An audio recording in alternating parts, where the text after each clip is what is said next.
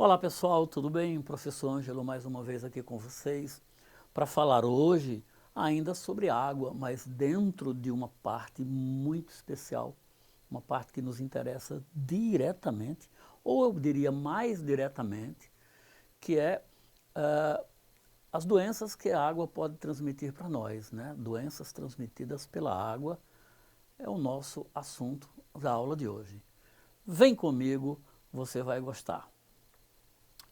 Então, pessoal, é claro que nem toda água que a gente consome em todos os lugares, ela é de qualidade, né? Nem todas as regiões, e a gente viu isso na aula passada, nem todas as regiões oferecem para as pessoas, têm como oferecer para as pessoas água de qualidade, água tratada, né? Mesmo nos grandes centros, a água pode sofrer alterações de sua qualidade, né? Então vamos começar com dois conceitos para a gente discutir esse assunto com mais detalhe. Água poluída e água contaminada, né? Água poluída, ela apresenta alterações, e a gente vê facilmente essas alterações, né? Na cor, no cheiro, no sabor. Se houver alterações em alguma dessas três propriedades da água, evite, tá? Ô professor Ângelo, e água contaminada? Toda água contaminada é poluída? Toda água poluída é contaminada? Preste atenção. A água poluída, como a gente acabou de ver, ela tem características fáceis de identificar. Lembra? Alterações na cor, no sabor, né? No cheiro, né? A água contaminada não necessariamente ela vai apresentar essas alterações. Ela pode ter micróbios, micro-organismos causadores de doenças. Esses micro-organismos podem ser vírus, bactérias, protozoários, fungos. Bom, professor, como assim a gente não consegue ver? Não, porque eles são microscópicos. E a gente pode ter contato com ele através da água e adquirir doenças causadas por esses micro-organismos, né? Então, vem comigo. Olha mais uma coisa aqui, um slide aqui, né? Professor, como as pessoas se contaminam? As pessoas se contaminam, gente, de três formas mais diretas, né? Bebendo essa água contaminada. Mas, professor, beber água contaminada? Como é que alguém pode fazer isso? Imagine você que a pessoa não tem acesso à água tratada, né? Há regiões, por exemplo, no interior aqui da Paraíba, no sertão, no Cariri, em regiões rurais, que não tem água encanada, meu querido, minha querida, não tem água encanada. E as pessoas têm como fonte de água a água que se acumula da chuva no terreno. Puxa vida, mas é verdade. E é a única água que eles têm para as suas necessidades, inclusive beber, cozinhar, não é? E o que é que elas fazem? Ah, elas encontram algum jeito de esterilizar a água, aquecendo, fervendo, filtrando, né? Que é a forma de se proteger contra micróbios que certamente essa água vai apresentar, já que ela não é tratada, né? Então elas podem se contaminar bebendo água. Vem comigo, olha o slide aqui. Ou então, gente, comendo alimentos que ela lavou com água contaminada. Lembra que nem todo mundo tem acesso à água de qualidade. Agora há pouco eu falei sobre regiões mais secas do nosso estado, né? Mas mesmo nos grandes centros, em regiões litorâneas, em grandes cidades, há localidades cujo tratamento de água não é de acesso à população, não é? Então vejamos uma outra forma de as pessoas se contaminarem com água, tomando banho em águas que são contaminadas com esses micróbios, né? Alguns podem penetrar diretamente pela pele, como a gente vai ver daqui a pouquinho sobre isso. Então, peraí, professor, vamos recapitular isso aqui, Ângelo? Vamos sim, né? A água contaminada por micro-organismos pode provocar diversas doenças, tá? Como é que as pessoas se contaminam mesmo? Lembra? Bebendo, lavando alimentos com água contaminada antes de ingerir ou tomando banho com essa água contaminada. Pois é, o professor Ângelo, que doenças a gente pode contrair quando ingere água contaminada? Eu selecionei algumas aqui que são mais próximas de nós, mais frequentes, segundo as autoridades de saúde, né?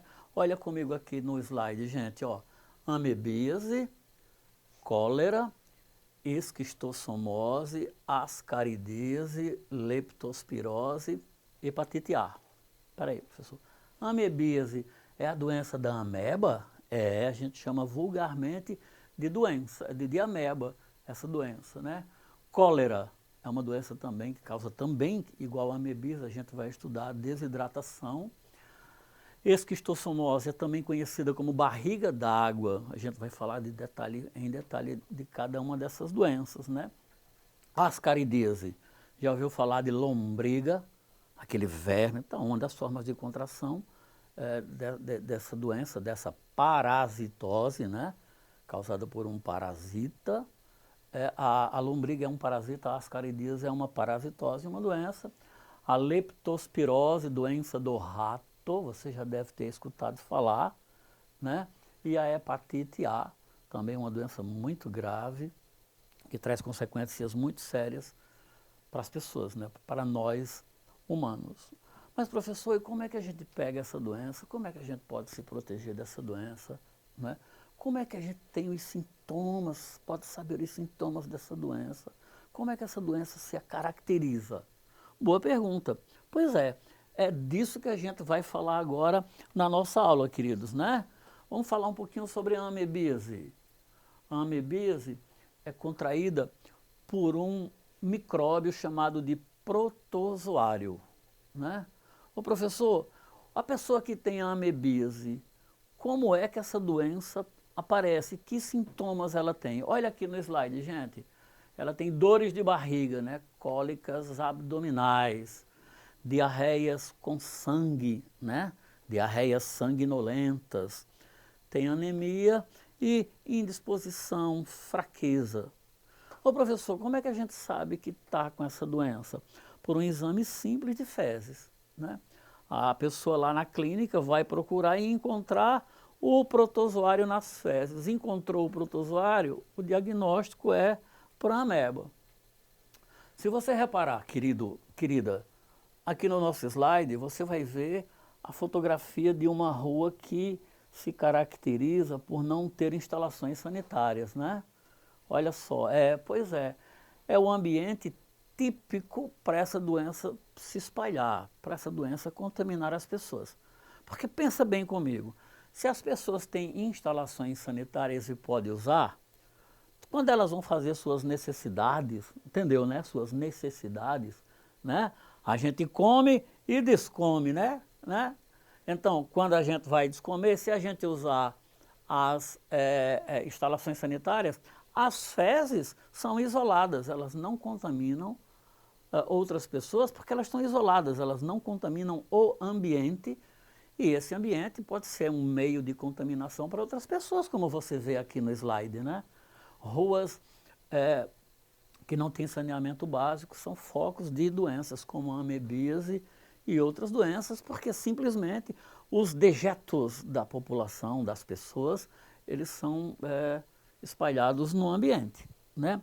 Ainda, gente, né? Eis aí, ó, na imagem agora, caríssimos, a fotografia ou né, uma imagem fotográfica, sim, que mostra o micróbio que a gente chama vulgarmente de ameba, tá, gente? Tá. Ô, professor, eu sei que a ameba me dá cólicas, dores de barriga, fezes sanguinolentas, fraquezas, né? E o que é que eu faço para não pegar? Quais as medidas de prevenção? Como prevenir? A gente chama isso de profilaxia, né? O que é que eu posso fazer para não pegar a ameba? Olha aqui no slide, gente, fácil, ó. Usar instalações sanitárias, né? Por quê? Acabamos de dizer que se as pessoas usam instalações sanitárias, elas isolam suas fezes. E é pelas fezes que a ameba sai de uma pessoa e pode contaminar outra, né? Com as fezes isoladas, essa contaminação não ocorre. Ferver ou filtrar a água antes de beber, né? Antes de ingerir. Lavar bem os alimentos com água de qualidade antes de comer. Enfim, né, gente? Medidas básicas de higiene, educação, né? Se a pessoa tem educação e usa isso para se proteger contra eventuais doenças, né, medidas básicas de higiene é uma forma de educação, ela se protege contra essa e várias outras doenças. E, por fim, tratar os doentes, né? Se uma pessoa que está contaminada com ameba, ela toma um medicamento e melhora, ela deixa de contaminar outras pessoas. Então, o tratamento dos doentes é uma forma de evitar com que as pessoas outras pessoas peguem ameba, peguem a amebíase, evitando que esse protozoário se espalhe no ambiente, né, gente? Então, gente, outra doença que a gente vai discutir um pouquinho sobre, aprender um pouquinho sobre ela agora, é a cólera, né? Cólera, doença transmitida por água contaminada, mas, ó, peraí, professor Ângelo, repete isso aí. Cólera, doença transmitida por água contaminada por uma bactéria. Vem aqui no slide, está escrito causada por um protozoário, né? É que eu, montando a aula, deixei essa palavrinha quando deveria ter trocado. Então, olha, o tio Ângelo está dizendo agora, o cólera é uma doença causada por uma bactéria, tá? E não por um protozoário, causada por uma bactéria que provoca sintomas como diarreia, fezes com água, né? Fezes aquosas com aspecto claro, cólicas, né? Aquelas dores de barriga, aquelas dores pelo corpo, náusea, mal-estar e vômitos. Com um detalhe, gente, a cólera é uma doença que provoca uma desidratação tão severa que a pessoa pode até morrer, tá? Não raramente pessoas morrem de cólera de tão desidratadas que ficam em curto espaço de tempo. O corpo delas não consegue reter água e essa desidratação compromete gravemente o funcionamento do seu corpo, né? Ô professor, e como é que a gente pega o cólera, né?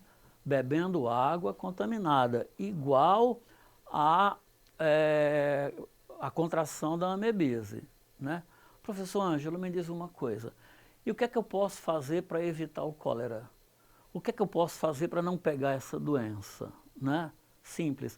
As mesmas medidas de prevenção da ameba servem para cá. Lembra? Utilizar instalações sanitárias, lembra? Medidas básicas de higiene, lavar as mãos antes de se alimentar, lavar bem os alimentos. Todas aquelas medidas que a gente viu para a amebíase servem para o cólera, tá? Que é uma doença também causada pela transmissão de água contaminada e uma doença que pode até matar, viu, gente? Uma outra doença agora, gente, a esquistossomose. Vem para aqui para o quadro, olha para cá no slide, gente. A esquistossomose é causada por um verme. Verme, professor, tem vários tipos de verme. Um deles é esse que está no slide aí, ó, que parece uma casca de banana aberta. Pois é, nessa imagem a gente tem um macho e a fêmea, diga aí, né? E aí, gente, eles reproduzem dentro do nosso corpo, olha que interessante, nos canais que levam sangue para o fígado. E eles botam um ovozinho na forma de espinho. Olha na imagem aqui, que você vai ver que tem um ovozinho que tem uma pontazinha, é um espinho. Aquele espinho, gente, quando cai no intestino da pessoa, ele provoca furos tão pequenininhos que são imperceptíveis, mas a água escapa por esses furos e fica presa, represada na região da barriga. E a maior característica dessa doença é uma ascite, ou barriga d'água. A pessoa que tem essa doença em estágio avançado tem esse acúmulo da água, fica com uma barrigona assim estirada, a gente vai ver a imagem, e é a maior característica da doença. Mas professor, como é que pega essa doença, professor Ângelo? Simples, simples. Quando as pessoas estão tomando banho em águas contaminadas, e elas não têm como saber se a água é contaminada ou não, lembra? É microscópico o agente. Então está tomando banho lá naquela água contaminada, se lá na água tiver uma forma jovenzinha do verme, né? Uma forma bem jovenzinha, embrionária do verme, a gente chama de larva em ciência, aquela forma larvar, ela penetra no corpo da pessoa e é assim que o verme entra no corpo da pessoa através da pele e vai para os canais do fígado, onde se torna um adulto e vão reproduzir. Uma vez que reproduzem, provocam, botam um ovinho com espinho, lembra? E esse ovinho, ao passar no intestino, fura o intestino, provocando o maior sintoma da doença, que é barriga d'água, né, gente? Tá? Há até uma frase que diz: se nadou e coçou, é porque pegou, né? É um dito popular para falar de esquistossomose. E quais os sintomas principais? A gente já falou, ó, ascite ou barriga d'água, fraqueza, falta de apetite, febre, diarreia e um mau funcionamento do fígado, o que pode levar a pessoa também à morte. Na imagem a gente tem, ó, um cidadão aí com a barriga bem proeminente, a barriga bem crescida, e na figura de baixo o ovinho do verme que tem aquele espinho que é o responsável por provocar os furinhos que fazem com que o maior sintoma da doença apareça, né, gente? Sigamos então. Por fim, né, o que é que a gente pode fazer para não pegar esquistossomose? Olha, como prevenir? Utilizar instalações sanitárias, porque é nas fezes dessas pessoas que o ovinho sai e contamina o ambiente e a água, tá? A gente deve evitar também tomar banho em água desconhecida. Se a gente não sabe a origem daquela água, se naquela água tem ou não o agente causador, a gente evita tomar banho, né? Eliminar o caramujo. Ô professor, que caramujo é esse? É que é dentro do caramujo, lá na água, que o estágio jovem do verme sofre alterações extremamente importantes.